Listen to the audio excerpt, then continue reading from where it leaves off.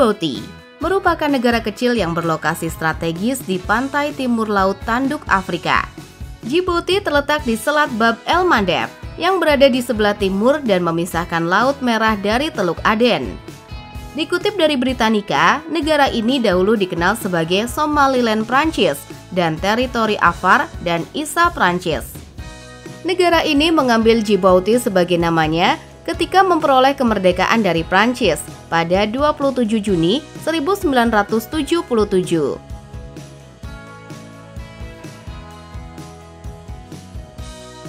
Ibu kota Djibouti adalah kota Djibouti, dibangun di atas terumbu karang yang menjorok ke pintu masuk selatan teluk. Kota besar lainnya yaitu Obok, Tadjoura, Ali Sabieh, Arta, dan Dihil. Negara itu memungkiri kepentingan regional dan geopolitiknya. Ibu kotanya adalah situs pelabuhan laut dalam modern yang melayani lalu lintas Samudra Hindia dan Laut Merah dan menampung pangkalan Angkatan Laut Prancis. Kota Djibouti juga merupakan ujung rel untuk salah satu jalur yang melayani Addis Ababa, yaitu ibu kota negara Ethiopia.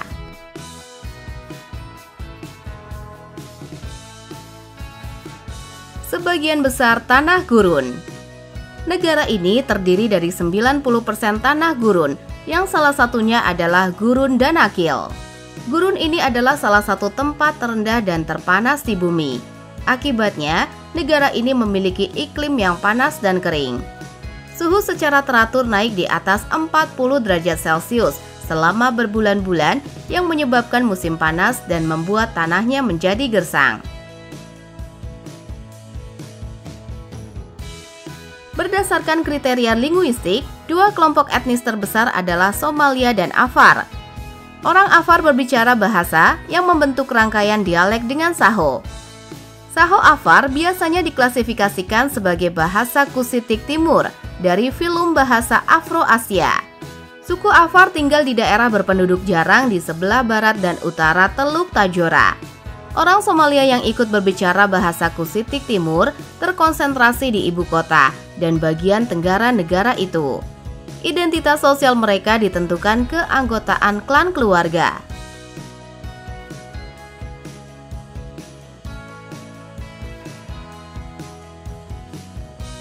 Republik mengakui dua bahasa resmi, yakni bahasa Prancis dan Arab. Namun Somalia adalah bahasa yang paling banyak digunakan, meskipun jarang ditulis dan tidak diajarkan di sekolah. Penggunaan Afar sebagian besar terbatas pada daerah Afar. Banyak orang Djibouti multibahasa. Kefasihan berbahasa Prancis sangat penting bagi mereka yang memiliki aspirasi politik. Bahasa Prancis adalah sarana pengajaran di sekolah dasar dan menengah.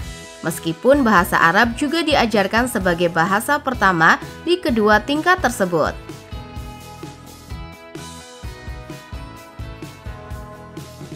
Panas dan kering adalah definisi dari negara ini, menjadi salah satu negara terpanas di dunia. Inilah Djibouti yang menerima pembayaran dengan air. Sebuah negara di kawasan Asia Timur bernama Djibouti berada tepat di Teluk Aden. Negara ini berbatasan dengan Somalia dan Ethiopia. Mendengar dua negara tersebut, mungkin kamu khawatir soal keamanan. Tapi kini Djibouti sedang mempersiapkan diri menjadi Dubai di Afrika. Kenapa Dubai? Karena negara ini terdiri dari gurun yang dikelilingi pantai.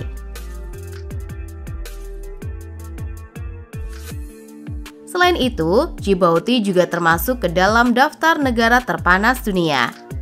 Panas bukan jadi masalah sebenarnya, tapi karena Djibouti tak punya aliran air tawar seperti sungai atau danau air tawar, panas dan kering menimbulkan kesulitan bagi masyarakatnya.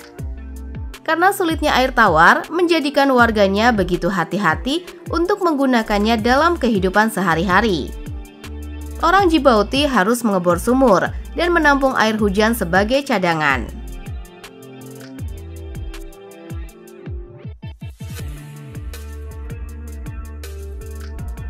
Kebanyakan dari mereka masih minim dalam pengenalan salinitas karena terbatasnya akses air tawar, sehingga masyarakatnya rela dibayar dengan menggunakan air tawar. Ini sudah jadi rahasia umum. Mulai merangkak ke arah yang lebih baik, 70,4% penduduk Djibouti sudah mulai dikenalkan tentang pentingnya salinitas. Namun ini masih di bagian kota saja. Dilansir dari BBC, masyarakat yang hidup di sekitar Danau Asal hidup miskin. Padahal Danau Asal digadang-gadang sebagai ikon wisata dari Djibouti.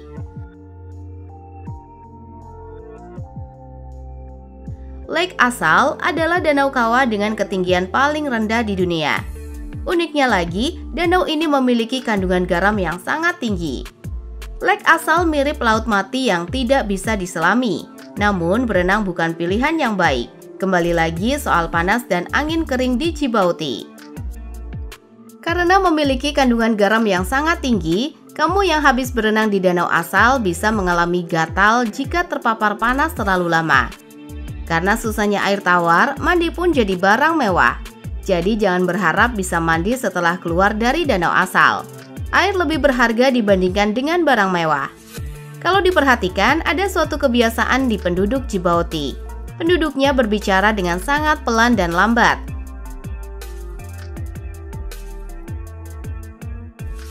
Hal ini dilakukan agar mereka tidak cepat haus. Masyarakat sangat berharap pada kemajuan pariwisata. Mereka sadar bahwa alam yang mereka punya sangatlah unik. Pengelolaan yang maksimal diperlukan untuk menaikkan taraf hidup penduduknya, apalagi ketersediaan air bersih. Meski terbilang lazim, tapi transaksi dengan menggunakan air tawar mungkin terasa memilukan buat sebagian orang.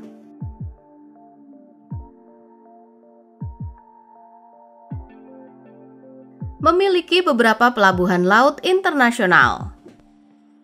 Dengan posisi geografisnya yang strategis, karena dilewati jalur pelayaran internasional menuju dan dari terusan Suez, Djibouti merupakan salah satu pintu masuk utama barang impor ke berbagai negara di benua Afrika, terutama untuk negara-negara di kawasan pantai timur. Jadi tidak heran, negara dengan wilayah yang tidak terlalu luas seperti Djibouti memiliki banyak pelabuhan internasional. Selain itu, suhu di Djibouti memang panas. Jika Anda ingin berkunjung ke sana, sebaiknya datang pada bulan Desember hingga Januari, karena suhu cukup bersahabat walaupun tetap saja terik. Pada musim panas yang berlangsung antara Juni hingga Agustus, ibu kota Djibouti sangat sepi di siang hari. Para penduduk rata-rata baru akan beraktivitas di luar ruangan setelah jam 4 sore. Bagi WNI yang berkunjung ke sana dan akan ada banyak aktivitas di luar ruangan, saya sarankan agar memakai baju lengan panjang agar terhindar dari teriknya sinar matahari.